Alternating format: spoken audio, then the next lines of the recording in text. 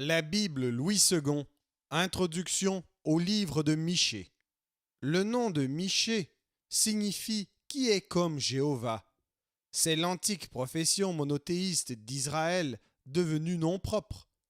Il a donc la même valeur que le nom de Michaël. Michée semble lui-même, dans un passage de son livre, faire allusion à cette signification de son nom comme Ésaïe le fait pour le sien propre. Nous savons peu de choses des circonstances extérieures de notre prophète. Il était, d'après Michée 1.1, originaire de la bourgade judéenne de Moréchet, voisine de la frontière des Philistins et de Gath, l'une de leurs 5 villes. D'après le titre de son livre, Michée a exercé son ministère sous les 3 rois de Juda, Jotham, Akaz et Ézéchias, 758 à 698 avant Jésus-Christ. Il est ainsi le contemporain d'Osée et d'Ésaïe, mais sans doute un contemporain plus jeune de ces 2 prophètes qui étaient entrés dans la carrière déjà sous le prédécesseur de Jotham, Osias. Originaire, comme Amos, de la campagne de Juda, il est naturel que Michée trahisse un intérêt particulier pour des localités d'ailleurs insignifiantes de cette contrée, à laquelle appartenait son lieu natal, Moréchet. Aussi, est-ce sur elle qu'il voit avant tout fondre le jugement de l'invasion assyrienne. Il est certain cependant, par le contenu même de son livre, que c'est à Jérusalem qu'il a, comme Ésaïe, et par conséquent à côté de celui-ci, vécu et prophétisé.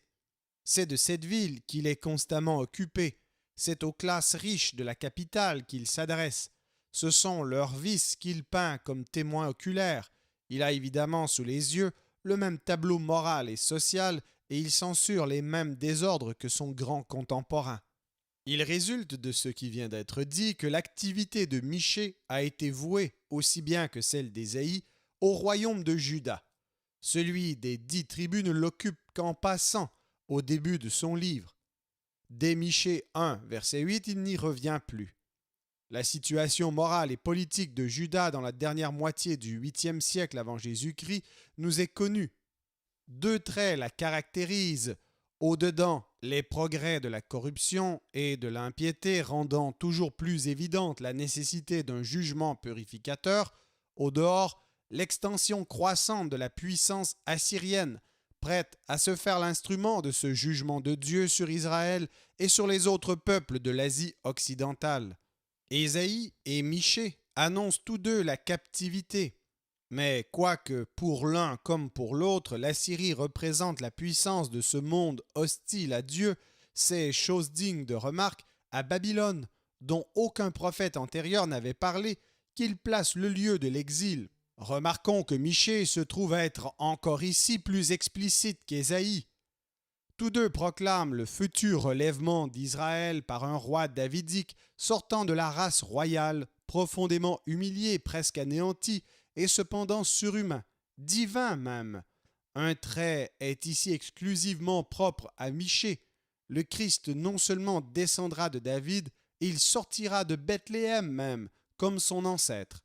L'un et l'autre prophète enfin voient Sion restauré après le jugement, devenir le centre religieux du monde vers lequel affluent tous les peuples. On divise ordinairement le livre de Michée en 3 parties, dont on fixe les limites diversement, selon que l'on se préoccupe plutôt du fond ou de la forme. Les sections suivantes semblent se détacher, chacune étant indiquée par un « écoutez » qui en marquait l'ouverture. Chapitres 1 et 2, le châtiment imminent et le péché qui en est la cause. Chapitres 3 à 5, le salut messianique succédant au jugement. Chapitres 6 et 7, dialogue entre l'Éternel et son peuple. Appel, reproches et promesses de Dieu, confession, prière et action de grâce du peuple.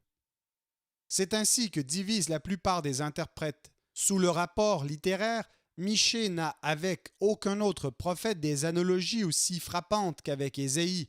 Leur langue à tous deux est pure, très travaillée, très imagée, riche en belles comparaisons. Tous deux aussi, selon le goût de l'époque, affectionnent les jeux de mots. Ce sont à tous égards des esprits proches parents, mais d'une trempe inégale. Michée est inférieur à Ésaïe comme écrivain. Ses images, ses tableaux, énergiques ou gracieux, sont loin de s'élever à la majestueuse beauté de ceux d'Ésaïe.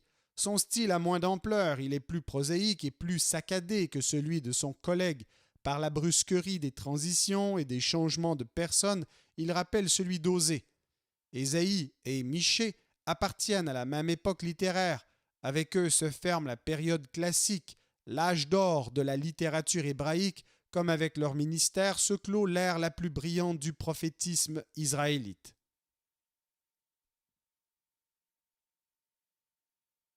Michée, chapitre 1. La parole de l'Éternel fut adressée à Michée de Moréchet, au temps de Jotham, d'Akaz, d'Ézéchias, roi de Juda. Prophétie sur Samarie et Jérusalem. Écoutez, vous tous, peuple, sois attentive, terre, et ce qui est en toi.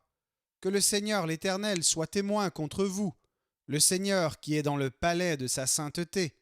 Car voici, l'Éternel sort de sa demeure, il descend, il marche sur les hauteurs de la terre.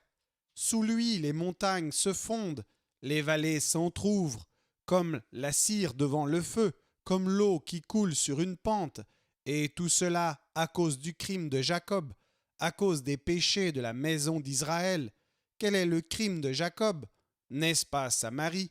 Quels sont les hauts lieux de Juda? N'est-ce pas Jérusalem? Je ferai de Samarie un monceau de pierres dans les champs, un lieu pour planter de la vigne. Je précipiterai ces pierres dans la vallée, je mettrai à nu ses fondements. Toutes ces images taillées seront brisées, tous ces salaires impurs seront brûlés au feu, et je ravagerai toutes ces idoles. Recueillies avec le salaire de la prostitution, elles deviendront un salaire de prostitution. C'est pourquoi je pleurerai, je me lamenterai, je marcherai déchaussé et nu, je pousserai des cris comme le chacal et des gémissements comme l'autruche, car sa plaie douloureuse, elle s'étend jusqu'à Juda, elle pénètre jusqu'à la porte de mon peuple, jusqu'à Jérusalem. Ne l'annoncez point dans Gath, ne pleurez point dans Akko. Je me roule dans la poussière à Beth le Haphra. Passe, habitante de Shaphir, dans la nudité et la honte. L'habitant de Tsaanan n'ose sortir. Le deuil de Beth Haetzel vous prive de son abri.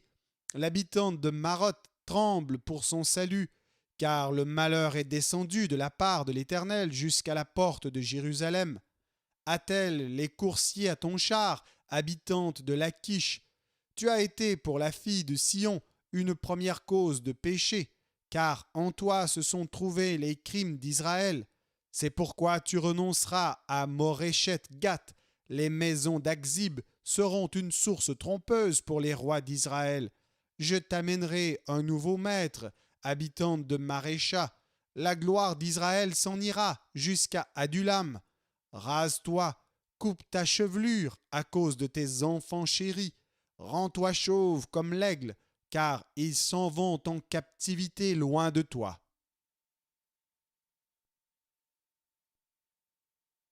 Michée, chapitre 2. Malheur à ceux qui méditent l'iniquité et qui forgent le mal sur leur couche. Au point du jour, ils l'exécutent. Quand ils ont le pouvoir en main, ils convoitent des champs et ils s'en emparent, des maisons et ils les enlèvent. Ils portent leur violence sur l'homme et sur sa maison, sur l'homme et sur son héritage. C'est pourquoi, ainsi parle l'Éternel. Voici, je médite contre cette race un malheur. Vous n'en préserverez pas vos coups, et vous ne marcherez pas à la tête levée, car ces temps seront mauvais, et ce jour-là, on fera de vous un sujet de sarcasme. On poussera des cris lamentables. On dira, nous sommes entièrement dévastés. Il donne à d'autres la part de mon peuple.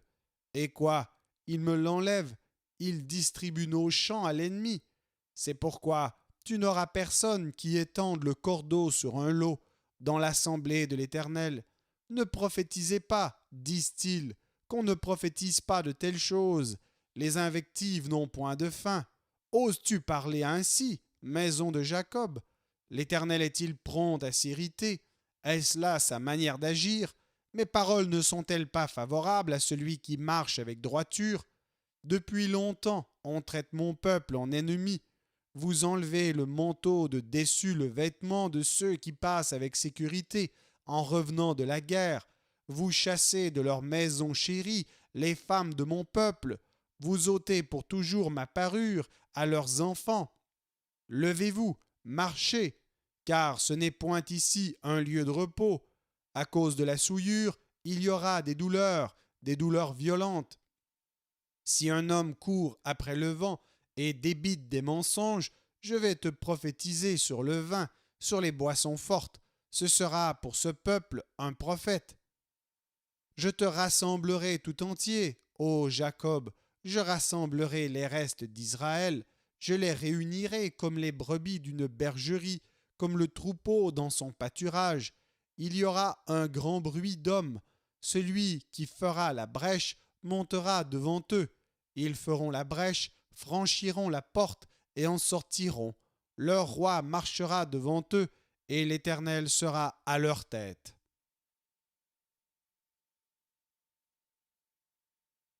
Michée, chapitre 3. Je dis, écoutez, chef de Jacob et prince de la maison d'Israël, n'est-ce pas à vous à connaître la justice? Vous haïssez le bien et vous aimez le mal. Vous leur arrachez la peau et la chair de dessus les os. Ils dévorent la chair de mon peuple, lui arrachent la peau et lui brisent les os. Ils le mettent en pièces comme ce qu'on cuit dans un pot, comme de la viande dans une chaudière. Alors ils crieront vers l'Éternel, mais il ne leur répondra pas. Il leur cachera sa face en ce temps-là, parce qu'ils ont fait de mauvaises actions. Ainsi parle l'Éternel sur les prophètes qui égarent mon peuple, qui annoncent la paix si leurs dents ont quelque chose à mordre, et qui publient la guerre si on ne leur met rien dans la bouche. À cause de cela, vous aurez la nuit et plus de visions, vous aurez les ténèbres et plus d'oracles. Le soleil se couchera sur ces prophètes, le jour s'obscurcira sur eux. Les voyants seront confus, les devins rougiront, tous se couvriront la barbe, car Dieu ne répondra pas. Mais moi, je suis rempli de force, de l'esprit de l'Éternel. Je suis rempli de justice et de vigueur pour faire connaître à Jacob son crime et à Israël son péché. Écoutez donc ceci, chef de la maison de Jacob et prince de la maison d'Israël, vous qui avez en horreur la justice et qui pervertissez tout ce qui est droit, vous qui bâtissez Sion avec le sang et Jérusalem avec l'iniquité. Ces chefs jugent pour des présents, ces sacrificateurs enseignent pour un salaire, et ces prophètes prédisent pour de l'argent, et ils osent s'appuyer sur l'Éternel. Ils disent, l'Éternel n'est-il pas au milieu de nous? Le malheur ne nous atteindra pas. C'est pourquoi, à cause de vous, Sion sera labouré comme un champ, Jérusalem deviendra un monceau de pierres, et la montagne du temple une sommité couverte de bois.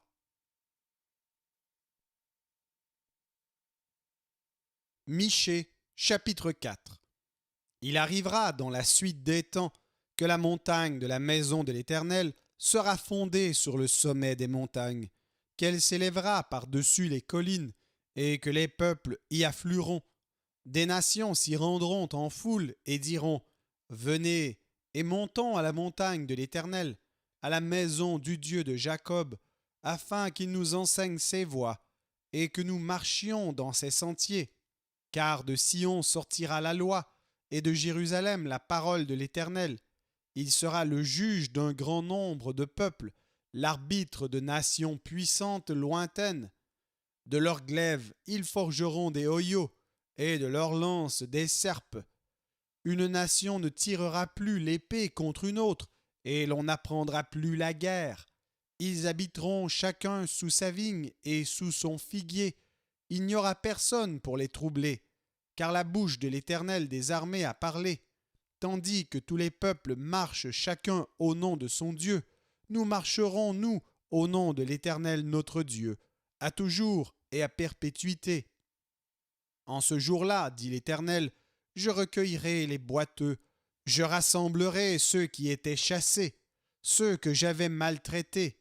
Des boiteux je ferai un reste, de ceux qui étaient chassés une nation puissante, et l'Éternel régnera sur eux à la montagne de Sion, dès lors et pour toujours.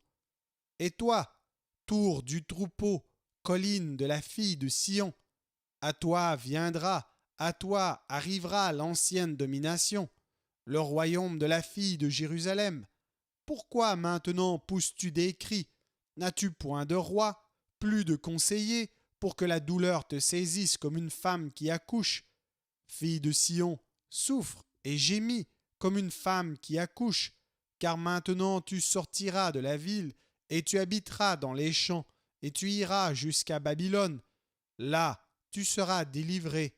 C'est là que l'Éternel te rachètera de la main de tes ennemis. Maintenant, plusieurs nations se sont rassemblées contre toi. Qu'elles soient profanées, disent-elles, et que nos yeux se rassasient dans Sion. Mais elles ne connaissent pas les pensées de l'Éternel. Elles ne comprennent pas ses desseins. Elles ignorent qu'il les a rassemblées comme des gerbes dans l'air. Fille de Sion, lève-toi et foule. Je te ferai une corne de fer et des ongles d'airain, et tu broieras des peuples nombreux. Tu consacreras leurs biens à l'Éternel, leurs richesses au Seigneur de toute la terre. Maintenant, fille de troupe, rassemble tes troupes. On nous assiège, avec la verge on frappe sur la joue le juge d'Israël.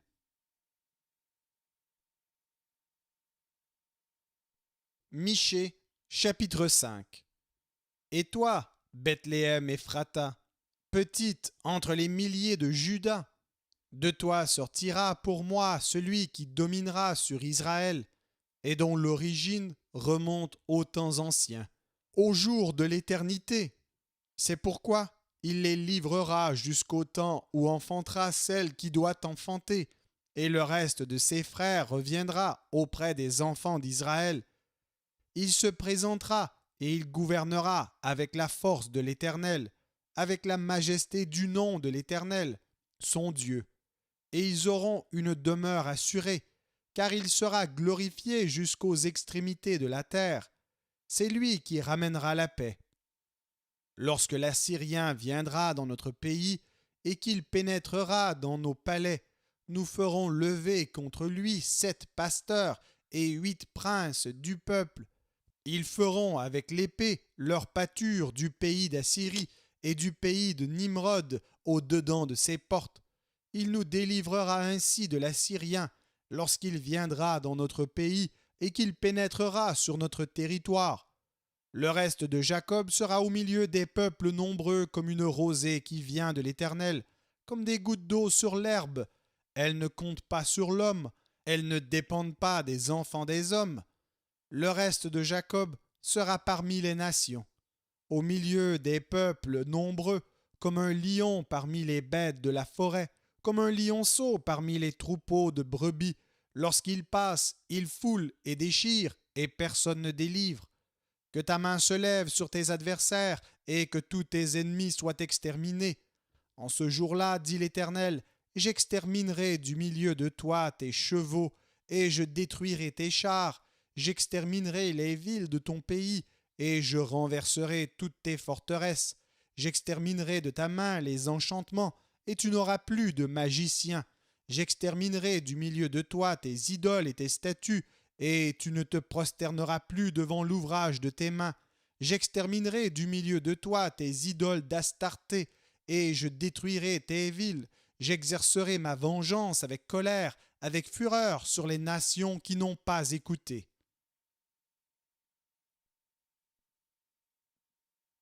Michée, chapitre 6. Écoutez donc ce que dit l'Éternel. Lève-toi, plaide devant les montagnes, et que les collines entendent ta voix. Écoutez, montagnes, le procès de l'Éternel, et vous, solides fondements de la terre, car l'Éternel a un procès avec son peuple. Il veut plaider avec Israël. Mon peuple, que t'ai-je fait? En quoi t'ai-je fatigué? Réponds-moi, car je t'ai fait monter du pays d'Égypte. Je t'ai délivré de la maison de servitude, et j'ai envoyé devant toi Moïse, Aaron et Marie. Mon peuple, rappelle-toi ce que projetait Balak, roi de Moab, et ce que lui répondit Balaam, fils de Beor, de Sittim à Gilgal, afin que tu reconnaisses les bienfaits de l'Éternel. Avec quoi me présenterai-je devant l'Éternel pour m'humilier devant le Dieu Très-Haut? Me présenterai-je avec des holocaustes, avec des veaux d'un an? L'Éternel agréera-t-il des milliers de béliers, des myriades de torrents d'huile? Donnerai-je pour mes transgressions mon premier-né, pour le péché de mon âme le fruit de mes entrailles?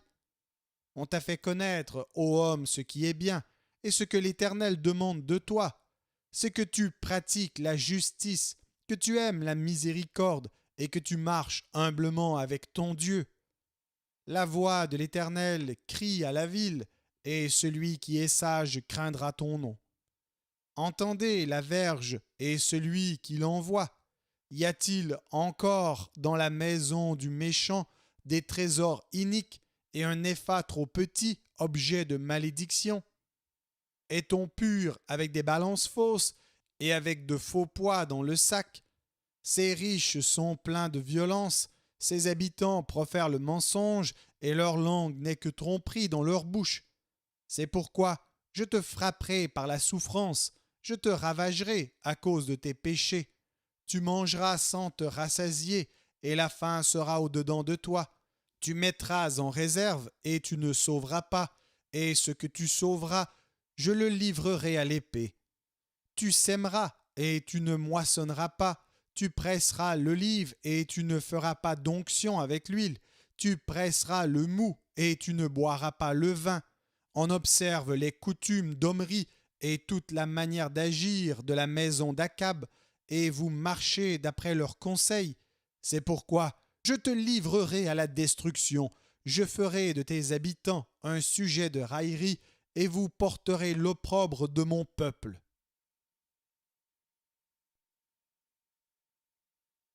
Michée, chapitre 7. Malheur à moi, car je suis comme à la récolte des fruits, comme au grappillage après la vendange. Il n'y a point de grappe à manger, point de ces primeurs que mon âme désire. L'homme de bien a disparu du pays, et il n'y a plus de juste parmi les hommes. Ils sont tous en embuscade pour verser le sang. Chacun tend un piège à son frère. Leurs mains sont habiles à faire le mal. Le prince a des exigences, le juge réclame un salaire, le grand manifeste son avidité, et ils font ainsi cause commune. Le meilleur d'entre eux est comme une ronce, le plus droit pire qu'un buisson d'épines. Le jour annoncé par tes prophètes, ton châtiment approche. C'est alors qu'ils seront dans la confusion. Ne crois pas à un ami, ne te fie pas à un intime. Devant celle qui repose sur ton sein, garde les portes de ta bouche. Car le fils outrage le père, la fille se soulève contre sa mère, la belle-fille contre sa belle-mère. Chacun a pour ennemi les gens de sa maison. Pour moi, je regarderai vers l'Éternel. Je mettrai mon espérance dans le Dieu de mon salut. Mon Dieu m'exaucera. Ne te réjouis pas à mon sujet, mon ennemi, car si je suis tombé, je me relèverai. Si je suis assise dans les ténèbres, l'Éternel sera ma lumière. Je supporterai la colère de l'Éternel, puisque j'ai péché contre lui, jusqu'à ce qu'il défende ma cause et me fasse droit. Il me conduira à la lumière, et je contemplerai sa justice. Mon ennemi le verra et sera couverte de honte, elle qui me disait « Où est l'Éternel, ton Dieu ?» Mes yeux se réjouiront à sa vue, alors elle sera foulée aux pieds comme la boue des rues. Le jour où l'on rebâtira tes murs, ce jour-là tes limites seront reculées. En ce jour, on viendra vers toi de la Syrie et des villes d'Égypte, de l'Égypte jusqu'au fleuve, d'une mer à l'autre et d'une montagne à l'autre. Le pays sera dévasté à cause de ses habitants, à cause du fruit de leurs œuvres. Paie ton peuple avec ta houlette, le troupeau de ton héritage qui habite solitaire dans la forêt au milieu du Carmel. qu'ils paissent sur le Basan et en Galaad comme au jour d'autrefois, comme au jour où tu sortis du pays d'Égypte. Je te ferai voir des prodiges. Les nations le verront et seront confuses avec toute leur puissance. Elles mettront la main sur la bouche, leurs oreilles seront assourdies. Elles lécheront la poussière comme le serpent, comme les reptiles de la terre. Elles seront saisies de frayeur hors de leur forteresse. Elles trembleront devant l'Éternel notre Dieu. Elles te craindront. Quel Dieu est semblable à toi, qui pardonne l'iniquité, qui oublie les péchés du reste de ton héritage.